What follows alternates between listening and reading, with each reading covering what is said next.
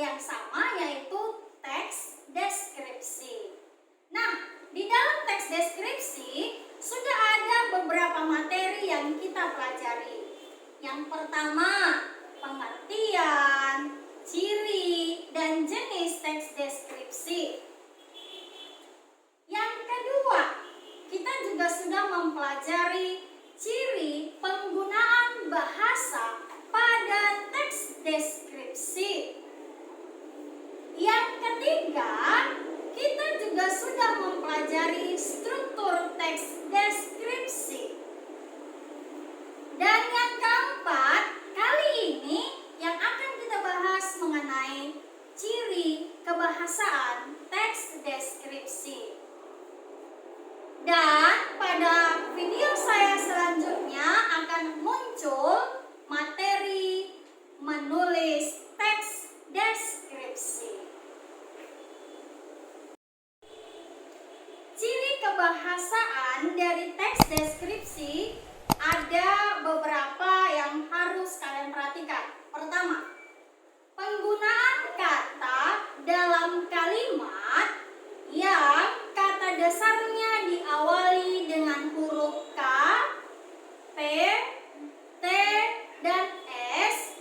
Itu ada dua hal yang harus kalian perhatikan, yaitu yang pertama, bahwa kata dasar yang huruf awalnya ada KPTS, maka huruf KPTS tersebut akan hilang pada saat ada penambahan imbuhan me dan pe.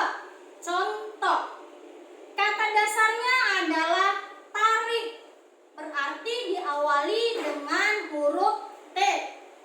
Pada saat ditambahkan kata tarik dengan imbuhan me, maka kata tersebut akan menjadi menarik. Dari situ dapat kita ketahui bahwa huruf T dari kata dasar tarik tersebut hilang. Contoh yang kedua, kata sapu. Kata sapu, jika kita tambahkan dengan imbuhan me, akan menjadi kata menyapu. Dari kata tersebut, huruf S itu tidak ada lagi.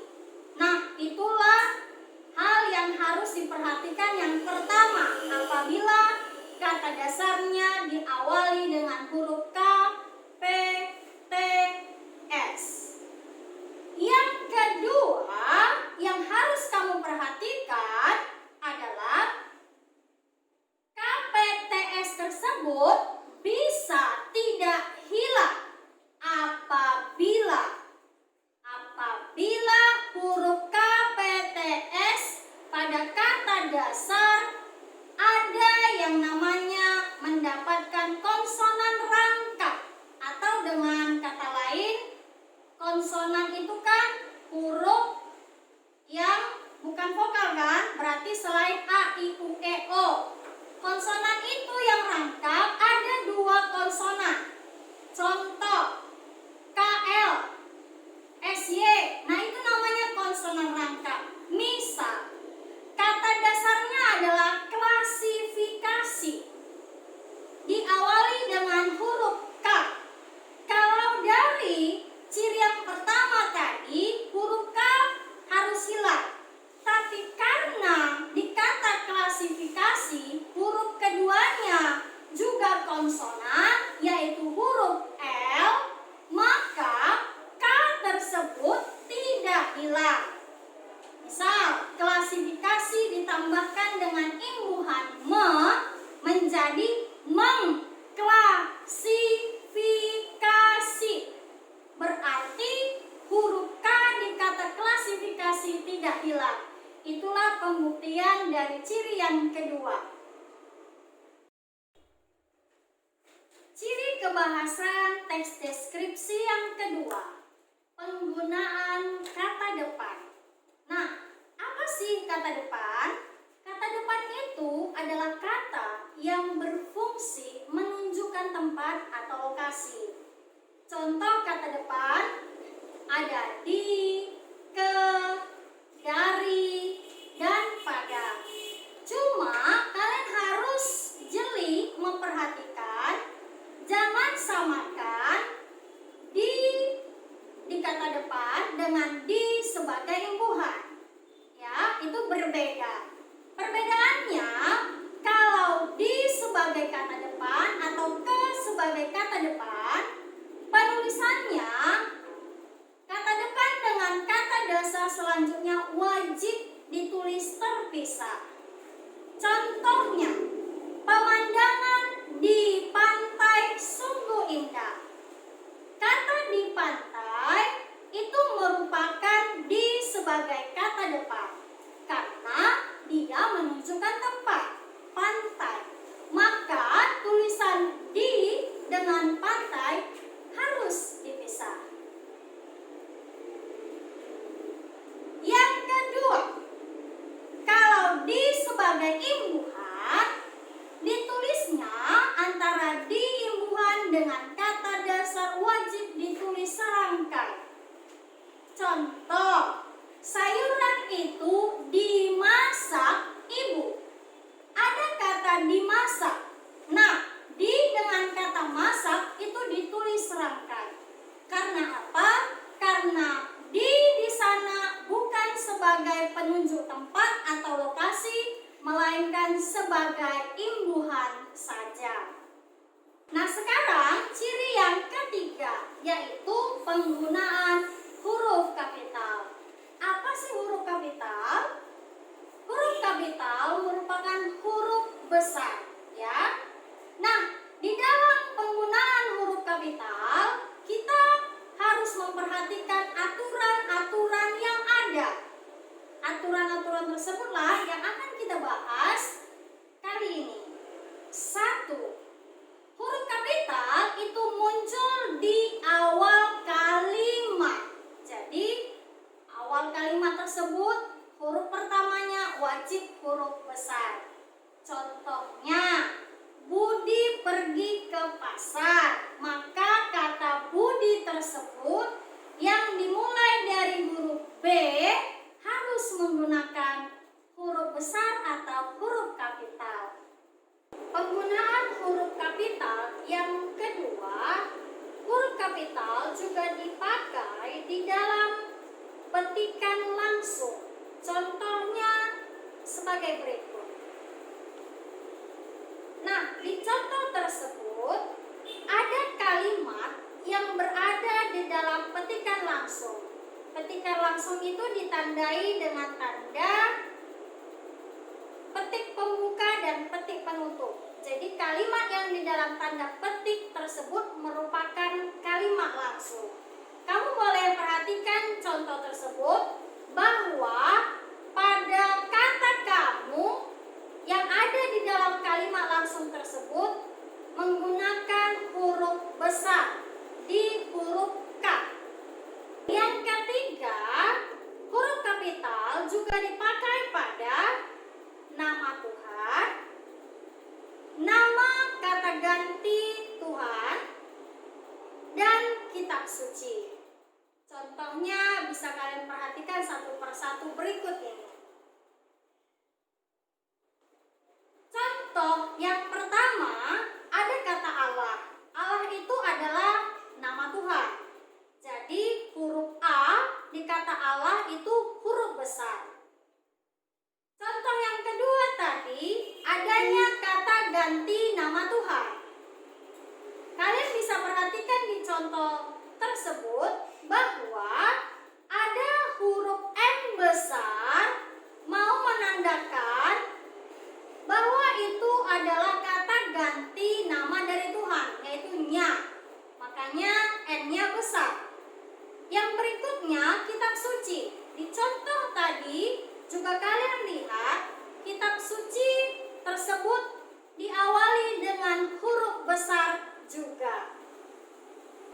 Huruf kapital digunakan juga pada gelar kehormatan dan keagamaan yang diikuti nama orang. Perhatikan contoh berikut ini. Di contoh tersebut ada kata haji. Haji itu merupakan gelar di dalam keagamaan, kan? Nah, mengapa kata haji diawali dengan huruf besar? Hanya karena setelah kata haji diikuti oleh nama orangnya, yaitu Indra. Contoh yang kedua, perhatikan berikut ini. Di contoh tersebut ada kata-kata Nabi Isa. Kata Nabi itu huruf besar, sama halnya dengan contoh yang pertama tadi, karena diikuti dengan nama, yaitu Isa, sehingga N-nya huruf besar. Yang kelima, huruf kapital juga digunakan pada huruf pertama nama jabatan dan pangkat yang diikuti nama orang, nama instansi, dan juga nama tempat. Contohnya, ayahnya adalah gubernur Bali. Di dalam kalimat tersebut terdapat kata-kata gubernur Bali. Kata gubernur itu merupakan suatu jabatan. Dan kamu bisa lihat di contoh tersebut, huruf G-nya huruf besar. Mengapa? Karena setelah kata gubernur diikuti nama tempatnya, yaitu Bali. Itu menyebabkan kata gubernur tersebut diawali dengan huruf G besar. Namun apabila kalimatnya hanya ayahnya adalah seorang gubernur, maka kata gubernur huruf G-nya harus huruf kecil. Contoh yang kedua, kalian bisa lihat di contoh kedua tersebut ada kata-kata Jenderal Sudirman. Jenderal itu merupakan suatu pangkat. Nah, pangkat jenderal yang diawali dengan huruf J itu menggunakan huruf kapital. Alasannya karena pangkat tersebut diikuti nama orang, yaitu Sudirman. Itulah alasannya mengapa jenderal di situ J-nya huruf besar. Kalau seandainya kata jenderal itu seperti contoh yang ketiga berikut, nah di sana J-nya huruf kecil, kan? Karena apa? Karena setelah pangkat tersebut tidak. Yang keenam, huruf kapital dipakai pada huruf pertama unsur-unsur nama orang. Nah, contohnya perhatikan ya. Di kalimat tersebut ada nama orang, yaitu Mahmud Saragi. Mahmud itu diawali dengan huruf M, jadi dibuat huruf besar. Sedangkan Saragi itu merupakan marganya, itu juga S-nya Saragi huruf besar. Nah, itu contohnya ya. Ada diikuti nama orang. Yang ketujuh, huruf kapital digunakan pada nama bangsa atau negara, kemudian suku, lalu bahasa. Contohnya, dari contoh yang pertama dapat kalian lihat di situ ada nama negara, yaitu Jepang. Nah, di kata Jepang huruf J itu huruf besar karena itu merupakan unsur nama negara ya. Perhatikan contoh yang kedua. Di contoh yang kedua tersebut ada digunakan nama suku, suku Batak. Cuma harus kamu ingat ya, kata suku itu harus huruf kecil. Yang huruf besarnya ada di kata Batak. Huruf pertama ya, di huruf B. Contoh yang ketiga, kamu boleh lihat. Di sana digunakan bahasa Indonesia.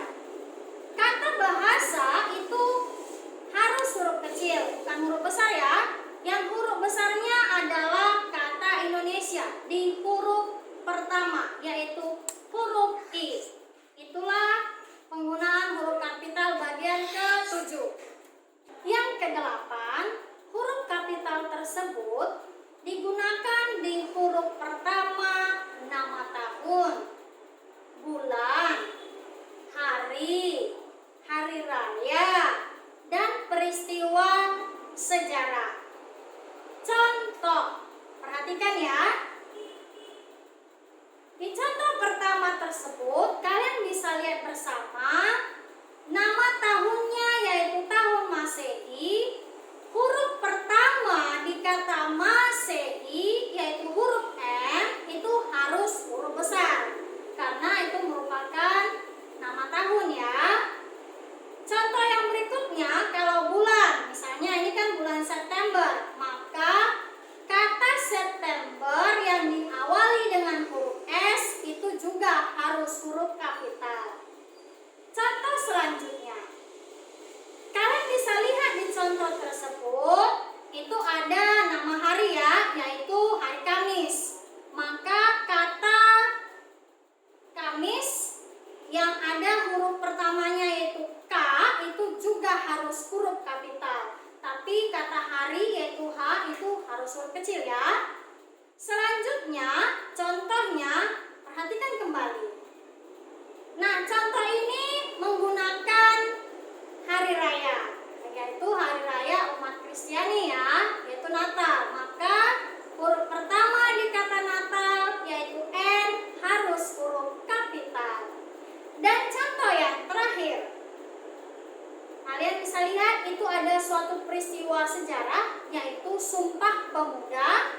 Di situ huruf awal setiap kata di kata sumpah itu huruf S-nya huruf besar, kata pemuda di huruf P-nya juga huruf besar. Itulah bagian yang ke-8 ya. Yang ke-9, huruf kapital dipakai pada huruf pertama nama khas dalam geografi yang diikuti unsur nama diri. Apa-apa sajakah nama khas geografi tersebut? Itu ada sungai, ada danau, ada teluk, dan lain sebagainya. Kalian bisa perhatikan contoh berikut ini ya. Di contoh pertama tersebut ada nama khas geografi yaitu kata sungai. Di kata sungai huruf pertamanya dibuat huruf kapital yaitu S-nya huruf besar ya. Mengapa? Karena setelah kata sungai tersebut ada diikuti dengan nama diri. Nama dirinya itu yaitu Musi. Jadi huruf S di kata sungai huruf besar, huruf M di kata Musi juga huruf besar. Apabila nama khas geografinya tidak diikuti dengan unsur nama dirinya, maka nama khas geografi tersebut seperti sungai, danau, laut, selat itu wajib huruf kecil karena tidak ada diikuti unsur nama diri tersebut. Yang ke-10, huruf kapital dipakai pada huruf pertama nama lembaga resmi, lembaga pemerintahan, serta dokumen resmi negara. Contoh, di contoh pertama tersebut ada dokumen resmi negara yaitu Undang-Undang Dasar. Nah, huruf pertama setiap kata di kata Undang-Undang Dasar itu harus huruf besar, yaitu kata U di kata undang yang pertama. Kemudian huruf U lagi di kata undang yang kedua. Dan kata dasar D-nya juga huruf besar. Itu ya. Contoh yang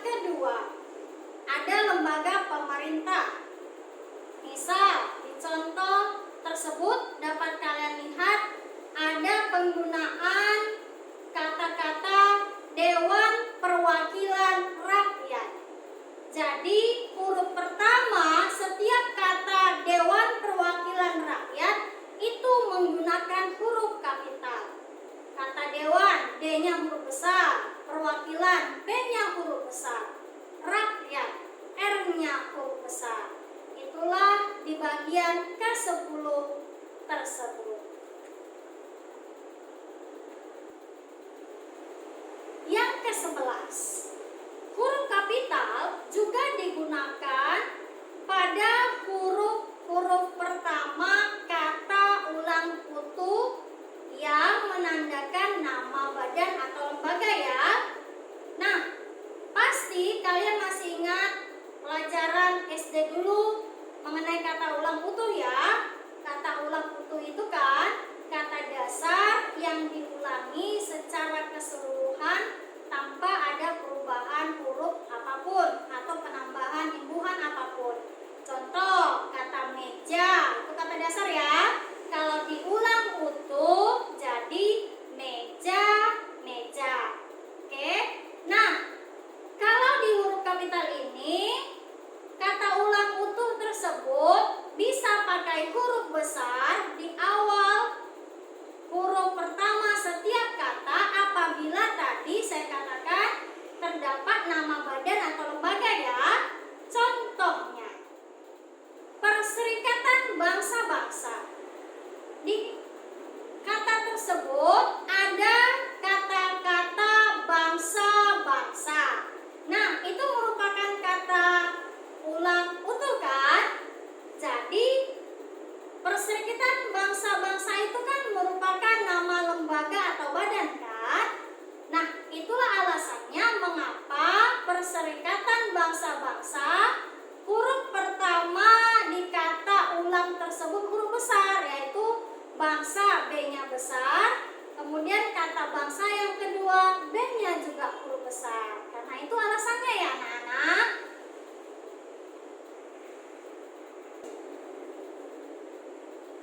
Yang ke-12, huruf kapital itu digunakan pada huruf pertama semua kata dalam penulisan, nama buku, dan judul karangan.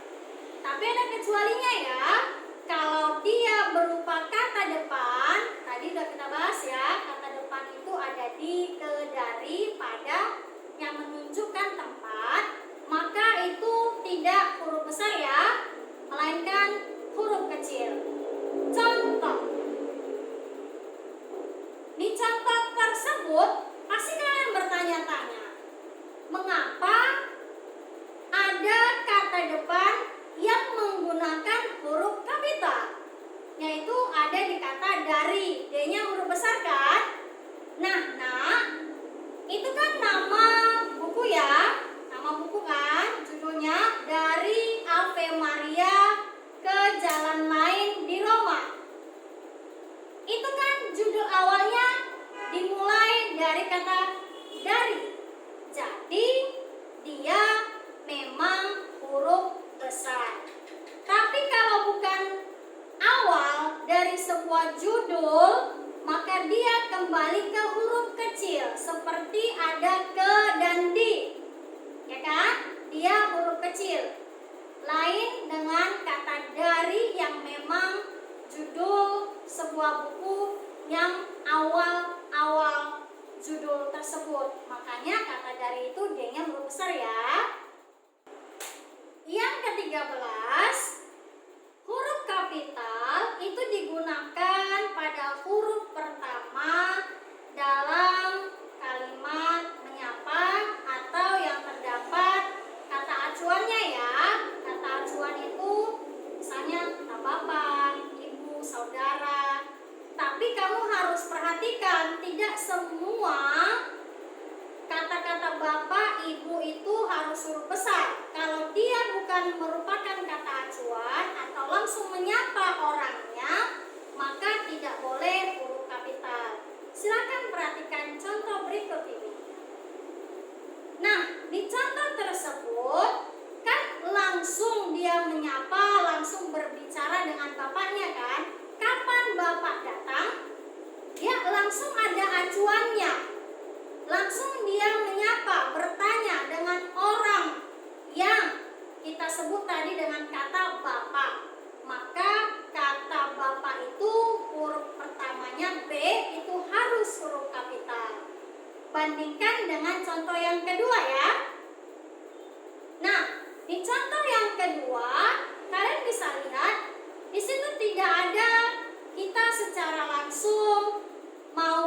berbicara dengan bapak kita, karena itu hanya sekedar kalimat berita saja ya.